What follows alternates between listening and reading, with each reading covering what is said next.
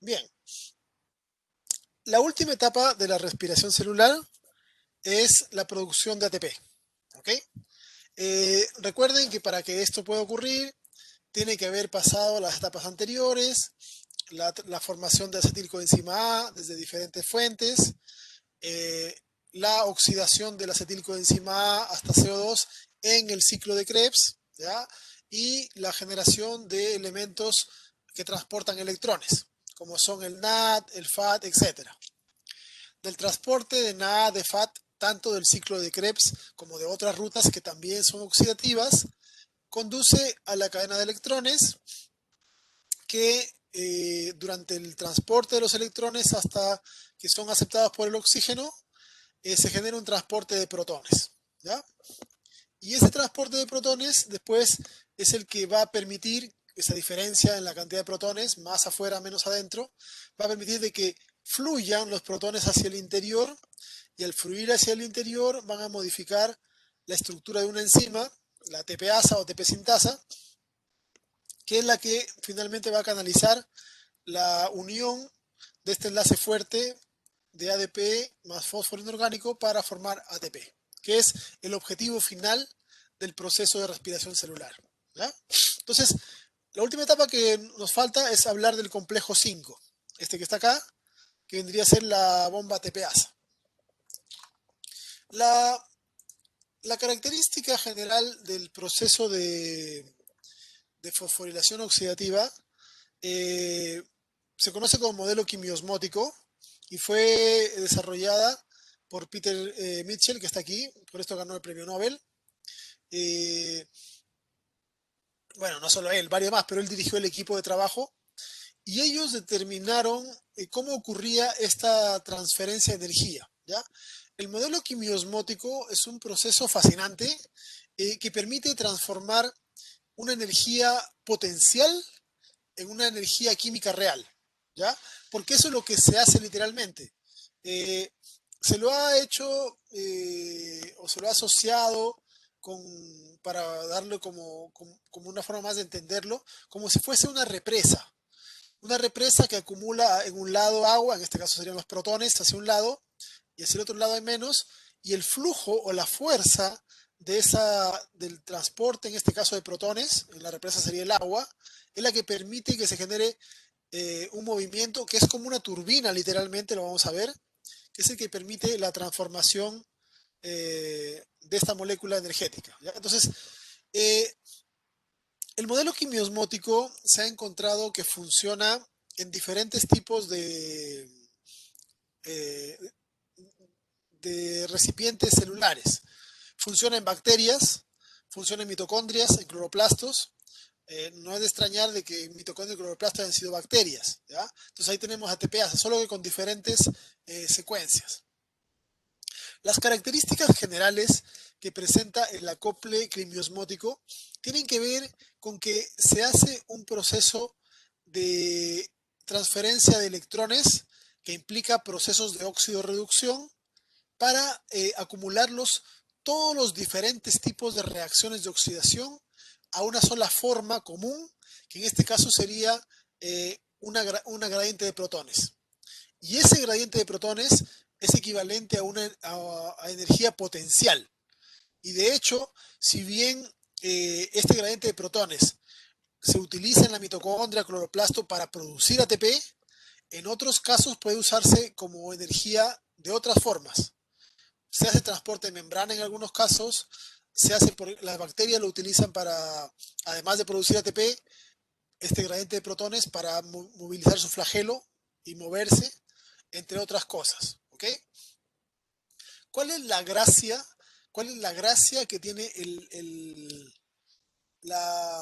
acople quimiosmótico?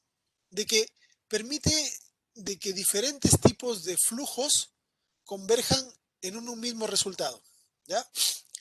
En cloroplasto el flujo es diferente porque el electrón parte del agua, ¿ya? Parte del agua, el agua se transforma en oxígeno y el electrón fluye a través de fotosistemas, pero hay un flujo, y termina acumulado como una molécula química directa.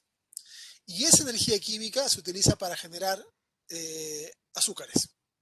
En el caso de la mitocondria, el flujo es al revés. El flujo va desde las moléculas hasta el oxígeno que se transforma en agua. ¿Ok? Pero independiente de que si el flujo va del agua hacia la molécula o de la molécula hacia el agua, hay un flujo de electrones. Y ese flujo de electrones, en ambos casos, tanto en el cloroplasto como en la mitocondria, sirve para acumular protones. ¿Ya?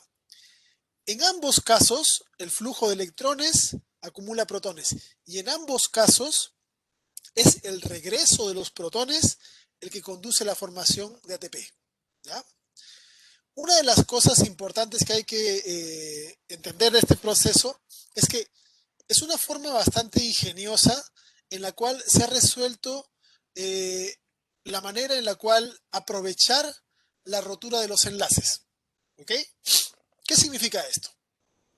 Por ejemplo, si ustedes imaginen que tienen una cucharada de azúcar, ¿ya? Ponen una cuchara y en la cuchara le ponen una poco grano de azúcar. Y a esa azúcar ustedes la calientan, le ponen abajo un mechero, por ejemplo. Ese azúcar en un ratito que se caliente va a desaparecer porque va a transformarse, cada uno de los carbonos va a transformarse en CO2 y los oxígenos van a transformarse en agua. Se va a combinar con oxígeno atmosférico y va a producir estas dos moléculas. ¿Ya? El CO2 es un gas que se va, bueno, y el agua con el calor también se transforma en vapor y se moviliza. No va a quedar nada en la cuchara. ¿Ok? Ahora, además de la energía que se le aplica para poder transformar esta glucosa hasta CO2 y agua, este proceso que es un proceso de combustión, porque se le combina con oxígeno, eh, si lo hacemos con una cuchara, que sería como el de la derecha, en un solo paso, todas las moléculas se quedarían transformadas de manera directa, los carbonos con oxígeno a CO2, los oxígenos con hidrógeno a agua. Se liberaría una gran cantidad de energía. ¿Ok? ¿Cómo se libera esta energía? Principalmente como calor. Y el calor es algo que no puede almacenarse. Los seres vivos no almacenan calor. Producen calor y siempre están perdiendo calor hacia el ambiente. ¿Ok? Entonces, si un ser vivo tomase una glucosa y la oxidase porque le agrega oxígeno, en una sola reacción metabólica, se produciría un montón de energía, pero como calor. Y aparte que eso calentaría la célula, lo que generaría otros problemas de naturalización de proteínas, etcétera, esa energía no podría ser utilizable, no podría ser almacenable. ¿Ok? Entonces, el hacer una combustión directa de una molécula orgánica con oxígeno en una sola reacción no es útil para los seres vivos. Más allá de que produce calor, que además puede ser peligroso, no es útil. Pero si en lugar de hacer una sola reacción, a esta molécula se le hace un montón de reacciones pequeñitas, se oxida una parte por acá, se oxida otra parte por acá, partimos la molécula en dos y hacemos un montón de reacciones. A esas reacciones les podemos ir sacando un poquito de energía, sacando un poquito de energía. ¿De qué forma le sacamos energía? En la forma de los electrones que forman los enlaces. ¿Ok?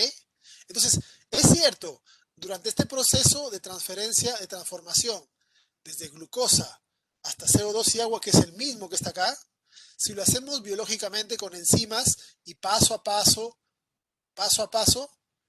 una parte va a ser liberada como calor, es cierto, pero otra parte que va a ser importante, sí puede ser utilizada como energía. Y esa es la gracia del trabajo quimiosmótico. ¿Ya?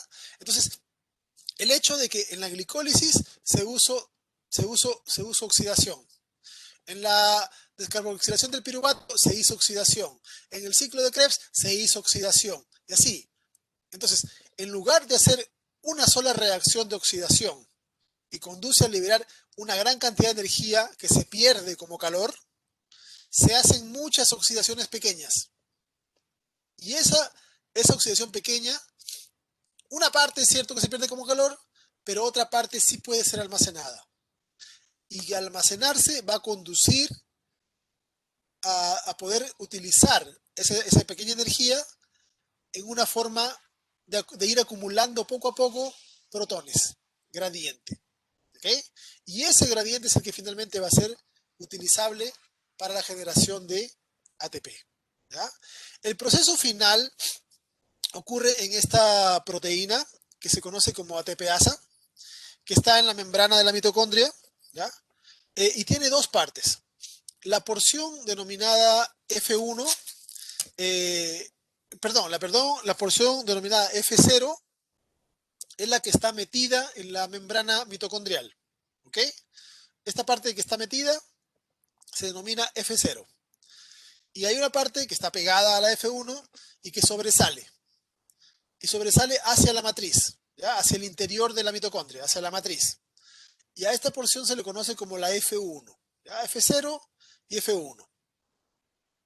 Las proteínas de la F0 son tres y se las ha denominado con letras arábigas, ¿ya?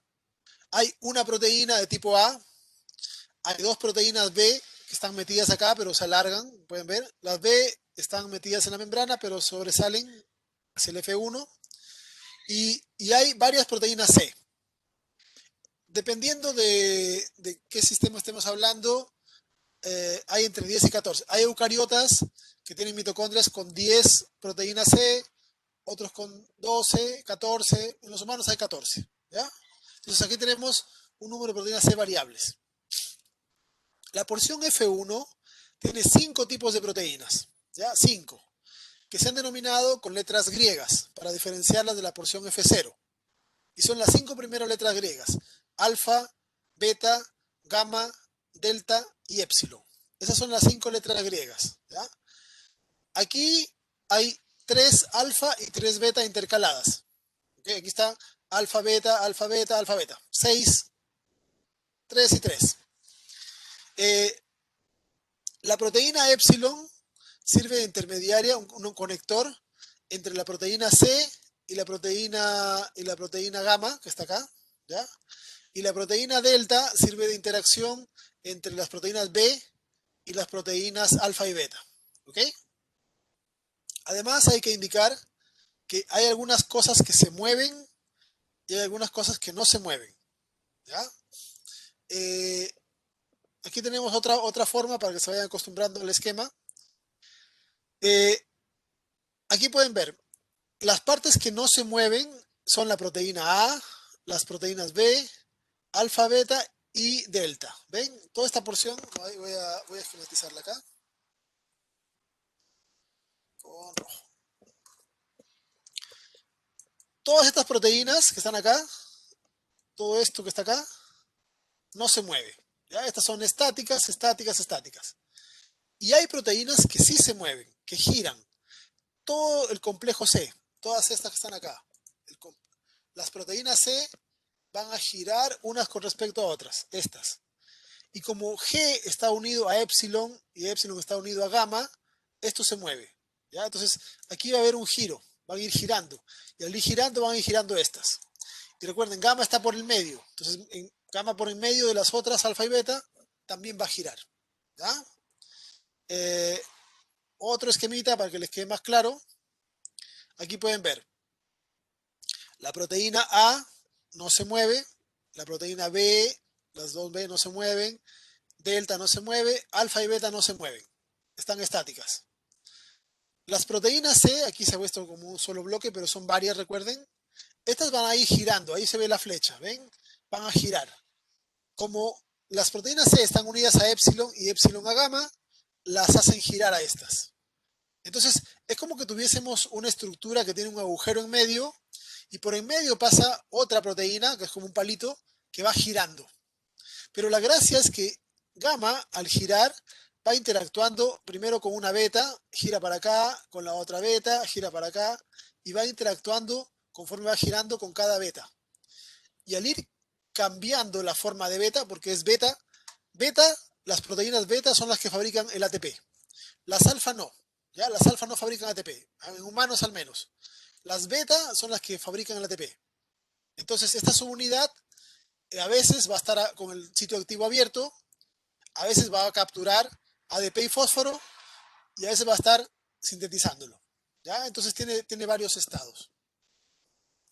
Si lo miramos, el complejo ATP-ASA desde la parte superior, vamos a ver esto que está acá. ¿Ven? Aquí al lado tienen la proteína completa y aquí sería visto desde arriba. Desde arriba se ve esto. En medio, esto que está acá, vendría a ser la proteína gamma. ¿Ven? Y aquí tenemos los diferentes complejos alfa y beta. Entonces, la subunidad beta tiene un estado donde el sitio activo está vacío. ¿Ok? Está abierto. Tiene un estado en donde está unido con ADP y fósforo inorgánico. Y tiene un estado donde está unido con, ya produjo ATP. ¿Ya? Entonces, la proteína que está en medio, recuerden, la proteína que está en medio, que sería gamma, esa está unida a epsilon y esa está unida a la C. Miren desde abajo, esto visto desde abajo. Cada una de estas son proteínas C, ¿ven?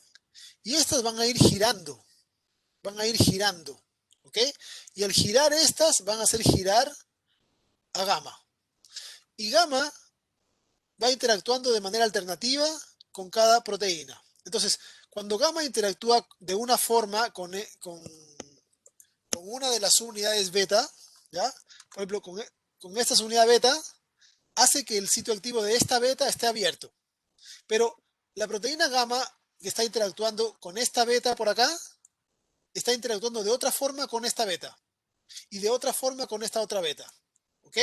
Entonces tiene a las tres proteínas de acuerdo a cómo o a cuál lado está orientado en formas diferentes. Mientras una de las betas la tiene con el sitio activo abierto, está saliendo ATP y va a entrar ADP, a otra la tiene con los dos moléculas ya en su sitio activo. Y a la otra la tiene ya formando el ATP. Cuando cuando este gamma, perdón, gire, va a hacer que esta catalice, esta va a estar libre y esta va a estar uniendo ADP. Entonces, con cada giro cada posición va a ir cambiando. ¿Ya? Va a ir cambiando y con eso va a hacer que se fabrique la molécula de ATP. ¿Y cómo ocurre el giro? El giro de las moléculas C. Eso es por causa del empuje de los protones. ¿Ok? Vamos a verlo acá, en este esquema. Fíjense. Hacia arriba está el espacio intermembrana. Aquí hay muchos protones, pueden ver. Aquí en la matriz hay menos protones. ¿Ya? Las proteínas C, las que están aquí esquematizadas en celeste, tienen en su zona media un sitio donde pueden pegarse con protones. Esta H que ustedes ven ahí son protones, ¿ya? Pero los protones no pueden alcanzar a la zona E ni del espacio intermembrana ni de la matriz. La proteína A que está acá en morado, también puede interactuar con protones y tiene dos canales. Aquí los pueden ver en más clarito. Tiene un canal que se abre hacia el espacio intermembrana y un canal que se abre hacia la matriz. ¿Ya? Entonces, por este espacio puede ingresar protones hacia acá. Y por aquí también pueden moverse protones hacia acá. ¿Ya? Entonces, ¿qué es lo que ocurre? Entre estos dos espacios no se puede pasar. ¿Ya? Aquí no se puede pasar de un lado a otro. Entonces, ¿qué es lo que ocurre? Como afuera, en el espacio intermembrana, hay muchos protones, un protón va a meterse por este canal hacia A. ¿Ok? Y una vez que se mete hacia A, después se mueve hacia atrás. ¿Ok? Hacia atrás, ¿quién está? La proteína C. ¿Ok? Entonces, entra el protón y luego se mueve hacia atrás, hacia la proteína C. ¿Ok? Y al moverse hacia atrás es como que empujase la proteína. ¿Ya? Y la proteína se va a girar. Esta proteína se mueve un poquito hacia un lado, la otra se mueve hacia el otro lado, se mueve. Todas se mueven en un espacio. ¿Ya? Todas se mueven en un espacio. Entonces, al moverse en un espacio, va a llegar otra C, entrará otro protón y así siguen moviéndose. ¿Ya? Cuando haya dado la vuelta, la proteína C a este lado, la proteína C que está acá va a llegar con un protón. Va a llegar con un protón. Aquí, hacia la matriz, hacia este lado, hay pocos protones. Entonces, la tendencia es que el protón salga de acá, ¿ya? Se pase de atrás de C hacia A. Y una vez que se pasa de atrás hacia adelante hacia A, sale por el canal de A. Sale por el canal de A. Entonces, la proteína C quedó vacía. Y cuando esta proteína C se mueva hacia el lado, su espacio estará vacío para capturar un protón. Pero el protón va a llegar de afuera. ¿Ok? Entonces, en general, la ruta que vamos a ver que tienen los protones es como está mostrado acá. ¿Ven? El protón ingresa por el canal de A, el protón pasa de A a la C que está atrás y eso hace que se mueva. ¿Ok? En el otro lado, esta C viene con un protón, porque está dando vuelta de acá, vienen con protón, y cuando llega a este punto, el protón pasa de C a A y sale hacia la matriz. ¿Ok? Entonces, como a este lado hay muchos protones, a este lado hay muchos protones, los protones entran y van empujando a esto. Entran, giran, salen. Entran, giran, salen. Y así. Y eso va haciendo girar a las proteínas E. Pero las proteínas E, si ustedes recuerdan, estaban unidas a gamma. Entonces gamma, al girar, va cambiando la estructura de la ATPasa. ¿Ok? Aquí se muestra en este esquema cómo sería el proceso. Pueden ver acá, ven en esta animación. Esto que está acá sería la proteína A. Aquí estaría A. Estas son B, ¿ya? Aquí están alfa y beta. Y aquí pueden ver, todas estas que están en colores abajo serían las proteínas C, unida con épsilon, y ahí pueden ver en medio cómo se mueve gamma. ¿Ven? Y si ustedes se fijan, gamma no tiene una misma estructura. Entonces, al moverse, va interactuando con diferentes proteínas beta. ¿Ya? Aquí hay otra animación. ¿Ok? Pueden ver, esto de acá, que está en medio, representa gamma. Entonces, gamma tiene las tres proteínas beta en formatos diferentes. Cuando está interactuando acá, por ejemplo, sitio activo abierto, sale ATP, entra ADP. Cuando se giró, cataliza ATP. Cuando regresa, libera ATP, captura ADP. Cambia, se acercan al sitio activo, cataliza ATP. Y si ustedes revisan cada una de las tres, están secuencialmente en diferentes estados. Mientras una está catalizando, la otra está abierta, la otra tiene ATP. Y todo eso porque gamma está girando. ¿Ya? Entonces, de esa manera es que el continuo giro de gamma por en medio de las unidades va haciendo que cambien su característica. ¿Ya? Como les decía, las proteínas alfa son proteínas que no catalizan ATP. Las beta catalizan. ¿Ya? Entonces, beta tenemos el estado abierto, el estado cerrado, el estado catalizante. ¿Ya? Y así conforme vaya cambiando, pueden ver, conforme vaya girando gamma, va cambiando las características de cada una de las unidades. Aquí se ve en este esquema un poco más completa la animación, ¿ya? Igual, acá tienen ustedes alfa por este lado, aquí tienen las proteínas C y gamma. Y pueden ver cómo gamma, al girar arriba, cambia las características de las proteínas beta, ¿ya? Porque las mueve literalmente. El moverse hace que el sitio activo se abra, que el sitio activo se cierre, que el sitio activo vaya cambiando, ¿ya? Entonces, de esta forma, el sitio activo puede estar en diferentes estados. Puede estar abierto, puede haber capturado ADP y fósforo, puede estar pegando el ADP con el fósforo para fabricar el ATP. ¿Ah? Hay muchas más animaciones y videos en YouTube que les pueden servir para entender mejor la dinámica de este proceso, ¿ya? Por si tienen algún otro detalle que se les pueda pasar. ¿Okay? Tiene cierta complejidad cómo ocurre, pero esencialmente es más o menos como les he indicado. ¿Ya? De esta manera de esta manera es que los protones que han sido traspasados por diferentes complejos van a poder regresar a través de la ATPasa. Pero el regreso no es gratis, sino que el regreso permite la formación de ATP. ¿Ya? Una acotación acá. Si ustedes recuerdan, el, el transporte del complejo 1 está dedicado a la molécula de NAD. ¿Ok? Entonces aquí tenemos que se transporta NADH. En cambio, el complejo 2 es el que transportaba los electrones que venían desde el FAT, del FAT H2. ¿Ya? Entonces, aquí tienen que acordarse una cosa importante. Cuando llega un NAT a la cadena de electrones, aquí pasa 4 protones, fluyen los electrones por acá, recuerden, ¿ya? Fluyen por acá. Aquí pasan 4 y aquí pasan 2.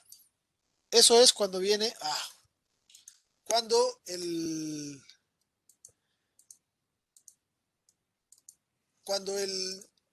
se utiliza el NAT, ¿ya? 4, 4 y acá 2, ¿ok? Pero cuando se utiliza el FAT, cuando se utiliza esta molécula, si ustedes recuerdan, el FAT no pasa, no permite el paso de protones, o sea, el complejo 2 no transporta protones. Entonces, el FAT solamente viaja a la coenzima Q, complejo 3, complejo 4. Entonces, el FAT solamente pasa acá 4 protones y aquí 2 protones. ¿Ya? Entonces, en resumen, yo tengo de que el NAT va a pasar 4, 4, 2, 10 protones. Mientras que el FAT solamente va a pasar 6 protones. ¿Ya? 6 protones. Entonces, hay una diferencia importante porque los protones que pasan a la matriz, o sea, al espacio intermembrana, después regresan a la matriz.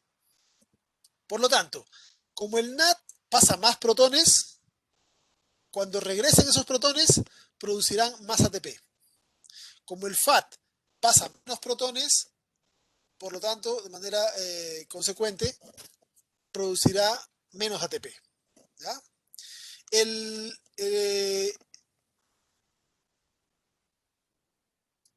¿cuántos protones se necesitan para poder producir un ATP? Se necesitan 3 protones. ¿Ya? Ese es un cálculo estimado. Se ha encontrado de que 3 protones hacen de que la molécula gire lo suficiente, las proteínas C giren lo suficiente para que se catalice un ATP. ¿Ok? Pero además hay que considerar otra cosa. El ATP, más del 90% del ATP que se produce en la mitocondria, sale al citosol. ¿Ya? Y aquí se tiene que hacer un transporte. El ATP sale al citosol e ingresa ADP. Pero no puede ingresar solo ADP. También tiene que ingresar el fósforo inorgánico. Este HP24 es el fósforo inorgánico, el grupo fosfato. ¿Ya? Ácido fosfórico, como quieran llamarle. Entonces, tiene que ingresar a la célula ADP, o sea, perdón, a la mitocondria, a la matriz, tiene que ingresar ADP y fósforo inorgánico. Hay una proteína que sirve como transportador. Saca ATP e ingresa ADP. ¿Ya? Como tienen cargas negativas los dos, no hay problema. Uno sale y otro entra, sin gasto de nada. Pero el fósforo tiene carga negativa. Y para ingresar, ingresa junto con un protón que tiene carga positiva. ¿Ok? Entonces, ¿qué significa eso? Que para poder fabricar un ATP, yo necesito que un ADP y un fósforo estén en la matriz. Y para que eso ocurra, yo necesito haber gastado acá un hidrógeno de los que estaban en el espacio intermembrana para que ingresen a la matriz. Entonces, 3 hidrógenos que se gastan directo en la TPasa, más un hidrógeno que se gasta en el transportador, hace de que la TPasa y en general todo el sistema en conjunto, para producir una molécula de ATP necesita aproximadamente 4 protones. ¿ya? Aproximadamente 4 protones son necesarios para que se genere una molécula de ATP. Y eso me da como resultado que si yo analizo cuál es el balance de la respiración celular desde una molécula de glucosa, ¿ya? Desde una molécula de glucosa, yo tengo que considerar qué es lo que se produce en cada etapa, ¿ya? Consideremos solamente la parte que ocurre en la mitocondria. En la fase 1 de la respiración celular se transformaba de piruvato en acetilcoenzima A. Se producía un CO2 y se producía NAD a NADH. ¿Ya?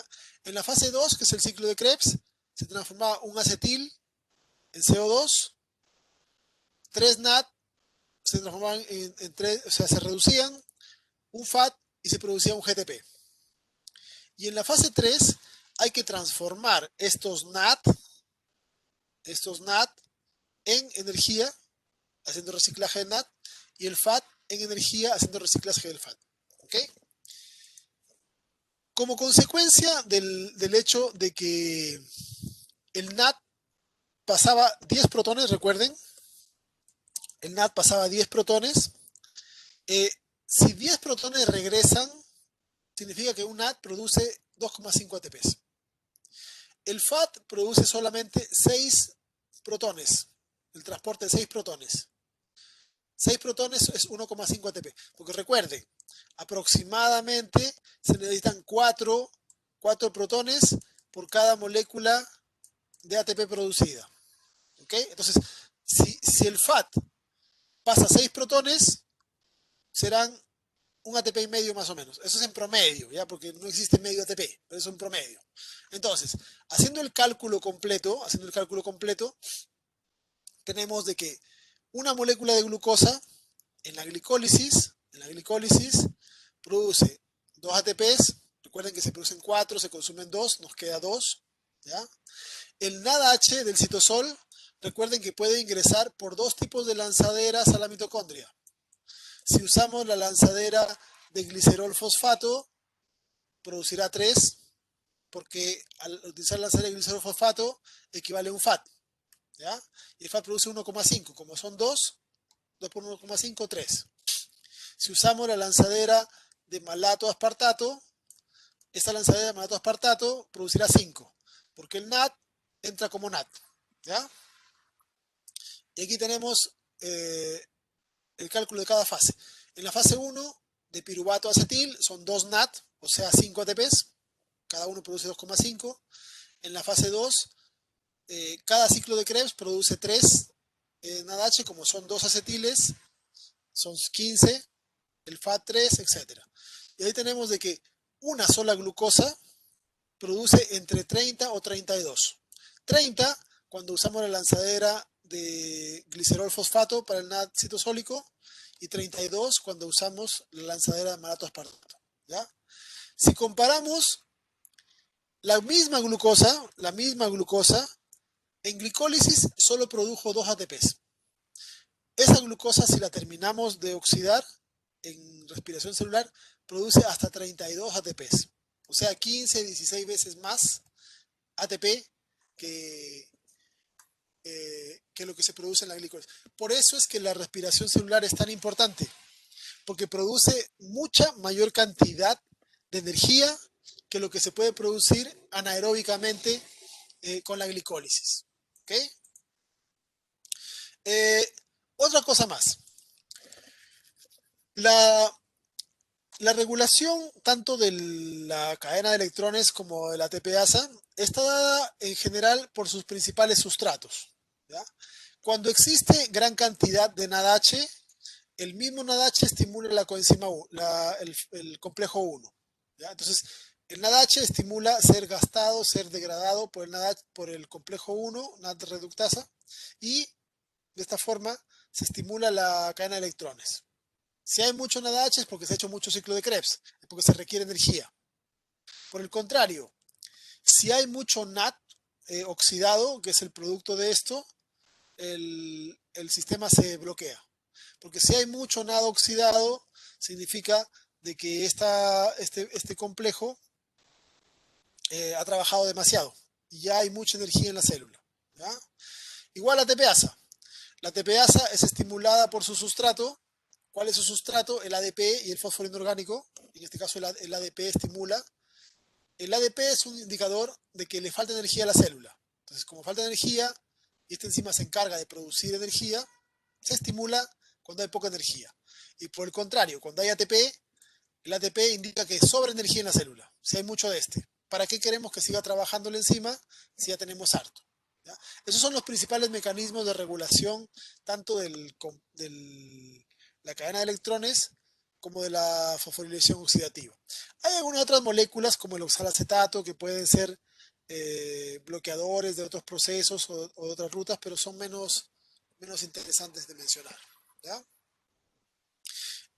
Una cosa que hay que indicar, sí, asociada al hecho de la regulación, es que existen una enorme cantidad de moléculas que son capaces de bloquear la cadena de electrones o la fosforilación oxidativa. Algunos se han utilizado como herbicidas, por ejemplo, el 2,4-D es un desacoplante, o sea, hace pasar protones por la membrana. Entonces, los protones en vez de pasar por acá produciendo energía, pasan por la membrana produciendo calor. ¿Ya? Son algunas moléculas que se usan como venenos o toxinas, herbicidas, etc. ¿Ya? Hay algunos que son antibióticos que pueden ser específicos para las cadenas de mitocondrias, o sea, perdón, para las cadenas de bacterias y no a las de mitocondrias. ¿Ya? Por eso son antibióticos. Eh, Hay algunos que son toxinas con el monóxido de carbono, por ejemplo, que es un gas venenoso que puede conducir a la muerte al bloquear eh, el complejo 4. ¿Ya? Eh, Hay elementos como derivados del mercurio, de merol, etcétera. ¿Ya? Pero si se bloquea la cadena de electrones, como consecuencia no hay flujo de protones, no hay síntesis de ATP. Si se bloquea la ATPasa, tampoco hay síntesis de ATP. Cualquier disminución en la energía celular conduce a una muerte de la célula, y en general muerte de tejido. ¿Ya? Lo último que hay que mencionar acerca de la cadena de electrones, perdón, de este proceso completo, es que el, en, la, en el tejido de grasa, en el tejido adiposo, podemos encontrar dos formas de células. Hay una que se llama la grasa blanca, que es la grasa normal que tiene la mayor parte de los adultos, y existe un tejido adiposo que se conoce como la grasa parda, o también le dicen la grasa café, ¿ya? O marrón, adipocitos marrones o pardos. Eh, esas células se encuentran de manera abundante en los recién nacidos, no solamente de los humanos, sino de todos los mamíferos, y se encuentran de manera abundante en las zonas del torso, ¿ya? Sobre las carótides, sobre el pecho, la espalda, los pulmones, los riñones, etc. Y la gracia es que estos tejidos adiposos, estas células adipocíticas, tienen una cantidad importante de mitocondrias. Pero en la mitocondria de estas células, además de los complejos normales que existe, el complejo 1 al 5, incluida ATPasa, existe una proteína que se llama proteína desacoplante, también llamada termogenina, ¿ya? Termogenina. Y esta proteína funciona en paralelo con la ATPasa. Pero la ATPasa, cuando pasan protones, transforma la energía potencial del gradiente osmótico en ATP. La termogenina transforma la energía potencial del gradiente osmótico en calor. ¿Ya? En calor. Entonces, en este caso, esta proteína es importante porque permite que los órganos nobles, que se conocen así, los órganos del torso, y la sangre que va al cerebro, se mantengan siempre a una buena temperatura. Si ustedes tienen hijos o tienen sobrinos o contacto con bebés, pueden fijarse de que las manos, los pies de un bebé pueden estar muy fríos, ¿ya? O pueden estar tibios, o es independiente. De hecho, un recién nacido le cuesta un tiempo regular su temperatura. Tiene que aprender unas semanas hasta que se normalice su temperatura, ¿ya?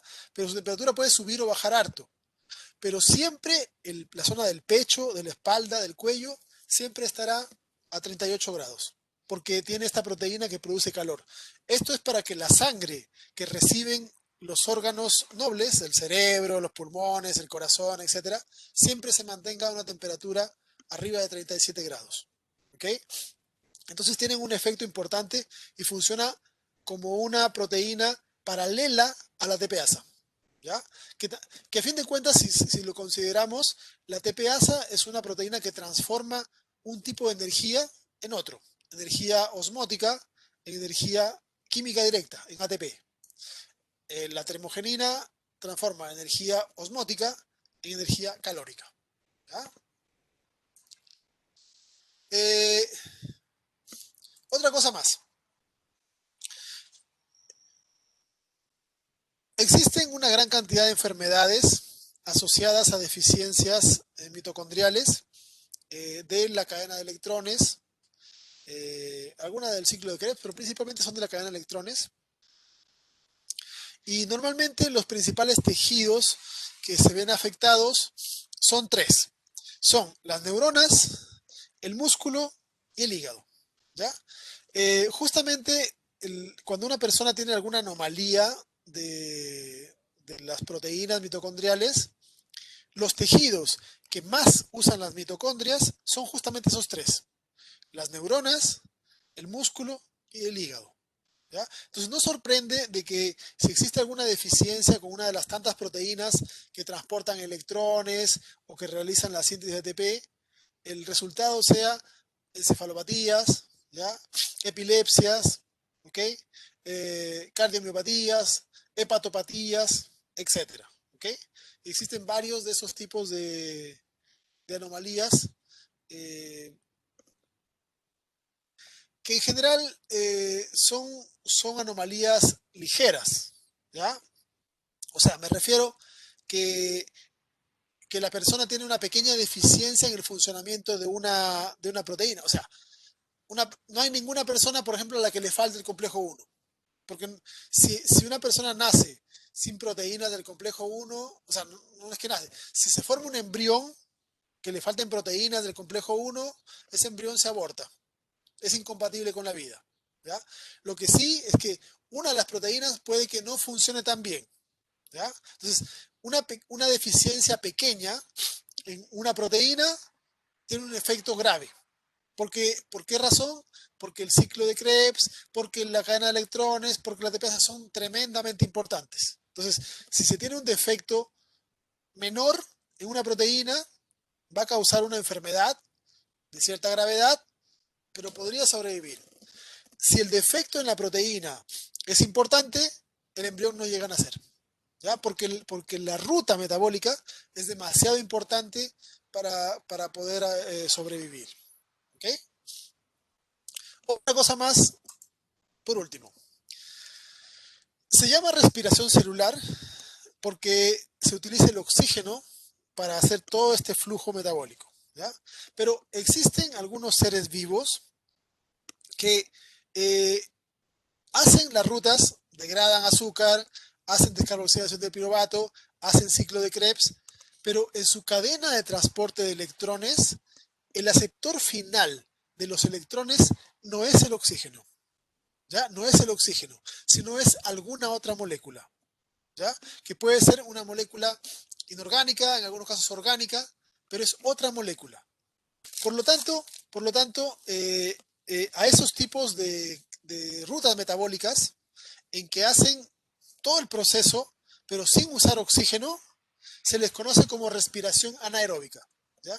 No la confundan, esto no es fermentación ni nada parecido. ¿Ya? Es una ruta que hacen bacterias fundamentalmente. ¿Ya? Pero el esquema general es parecido. Las enzimas que hacen ciclo de Krebs son parecidas.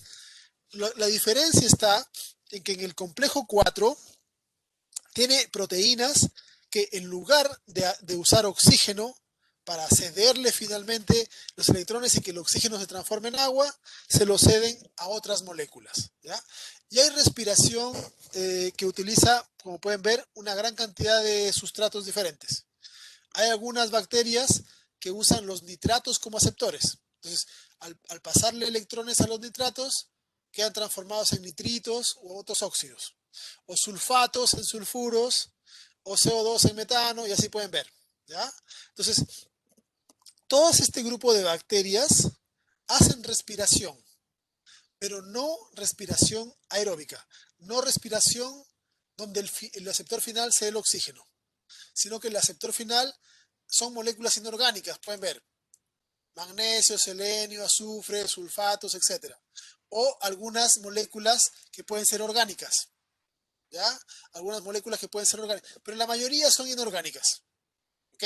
Entonces, estas al recibir electrones se transforman en otra cosa, ¿ya? En otra cosa. Así como el oxígeno al recibir electrones y también protones se transforman en agua, estas hacen algo parecido.